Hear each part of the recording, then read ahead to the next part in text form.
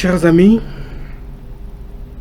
bonjour ou bonsoir, cela dépend de la zone géographique où vous allez me recevoir. Je voudrais apporter une précision afin d'élaguer dans certains esprits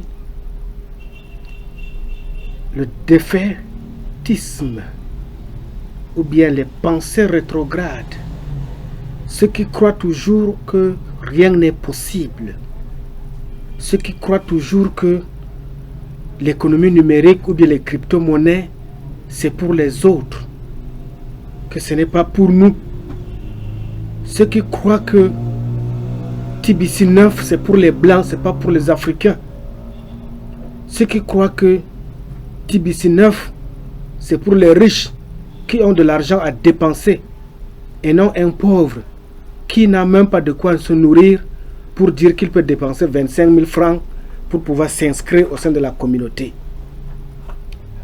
À quoi sert-il de misérer toute la vie parce qu'on veut protéger 25 000 francs qui relèvent de l'inscription au sein de la communauté TBC par rapport à une opportunité qui, dans un bref délai, se chiffrera en termes de millions ou de milliards. À ce niveau, je voudrais qu'on puisse s'entretenir sur le théorème de l'impossibilité. L'idéal serait d'avoir une règle qui permette de déduire un classement collectif cohérent à partir des classements individuels. Il suffirait alors de choisir l'alternative la plus haute dans ce classement, compte tenu des ressources dont dispose la société pour résoudre sans contestation possible le problème du bien-être collectif. En fait, une telle règle n'existe pas encore, mais la communauté TBC 9, il faut la créer et l'amener à l'existence afin de booster la croissance économique des pays en voie de développement ou ceux qui ont déjà amorcé un plan qui tend vers l'émergence peuvent encore booster leur croissance. En jargon camerounais, on a coutume de dire que impossible n'est pas camerounais. Je crois que en Afrique de l'Ouest, j'ai entendu dire mes concitoyens africains dire que découragement n'est pas ivoirien. Si impossible n'est pas camerounais, si découragement n'est pas ivoirien, ne nous décourageons pas de chercher afin de bâtir le bonheur du futur, celui d'abord pour nous qui sommes encore vivants, ainsi que celui de la génération de nos enfants, pour qu'un jour, ces enfants-là ne puissent pas se plaindre que mon père est né, il a grandi, il a vécu, il est mort sans toutefois me laisser une moindre trace de richesse comme héritage.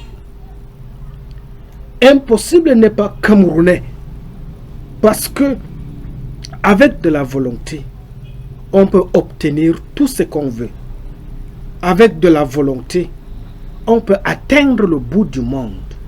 Avec de la volonté, on peut fouiller, chercher jusqu'à obtenir ce qui a permis aux Blancs de se développer afin que nous aussi, nous puissions nous développer. Dans le cas du bien-être, ce résultat découle du fait que les diverses alternatives que l'on cherche à classer se traduisent par des répartitions des ressources différentes entre les membres de la société, où chacun préférant celle qui lui procure la plus grande satisfaction. Les intérêts étant contradictoires, du moins en partie, si vous voulez, On comprend qu'il ne puisse pas y avoir d'issue consensuelle. Mais les facteurs de la mondialisation nous contraignent désormais de partager les expériences et d'avoir une vision commune. Si vous avez à me comprendre, voici le théorème de casser le système, le théorème de briser les barrières, la théorie de bouter dans nos consciences l'incapacité qui freine notre développement. Je suis originaire du Nord Cameroun. Chez nous, dans le Mayo d'Anaï, les Peuls ont tendance à se moquer de nous que nous autres qui ne sommes pas Peuls, nous ne nous développons pas, nous ne réussissons pas dans la vie parce qu'on ne se renseigne pas, parce qu'on ne demande pas. Par contre, et le Peul, quand ils ont besoin d'acheter ta vache, quelle que soit la valeur ou le prix de cette vache, il viendra t'affronter. Combien coûte ta vache? Je vais l'acheter. Par contre, nous autres, on a tendance à avoir honte. On a tendance à ne pas aller vers l'autre à cause d'une raison ou d'une autre. Ce sont ces erreurs congénitales liées aux facteurs culturels qu'il faut briser, qu'il faut bannir. Parce que avec la technologie de l'information et de la communication à travers l'outil Internet, nous pouvons faire des recherches. Et ce sont les aboutissements de ces recherches-là qui nous ont permis de découvrir l'importance majeure et capitale de TBC9. C'est à travers l'outil Internet que nous avons découvert qu'il y a une crypto-monnaie qu'on appelle TBC9 dont la valeur actuelle est dans l'ordre de 11 millions de dollars, qui est convertible en francs CFA et peut donner une valeur approximative de 5 à 6 milliards de francs CFA, et qu'une personne qui fait partie de cette communauté peut posséder plusieurs pièces. Nous nous sommes jetés à fond, sans restrictions aucune. Nous nous sommes inscrits. Nous faisons partie de cette communauté et nous avons foi qu'un jour, Dieu fera grâce et que le fruit de notre dur labeur sera récompensé. Mais parce que nous avons cru à ce projet, qui est pour nous un label, nous ne voulons pas demeurer égoïstes avec. Parce que je ne voudrais pas être demain un milliardaire qui viendra influencer ma famille, qui viendra influencer ma communauté, qui sera comme le gourou qui entraîne derrière lui tout un village. Mais je veux qu'ensemble, avec mes frères africains, avec mes frères camerounais, avec mes frères de mon village, nous puissions faire partie de cette communauté, parce que notre pays, le Cameroun, parce que notre continent, l'Afrique, parce que notre sous-région, que ce soit Afrique de l'Ouest, Afrique du Nord, Afrique de l'Ouest, Afrique australe, nous sommes tous utiles pour apporter notre modeste contribution pour le développement de notre continent.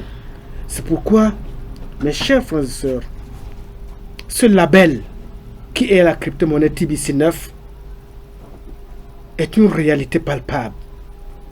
Mais avant que le train ne soit amorcé pour son départ, entrons et inscrivons-nous massivement pour pouvoir donner un sens au futur de notre avenir.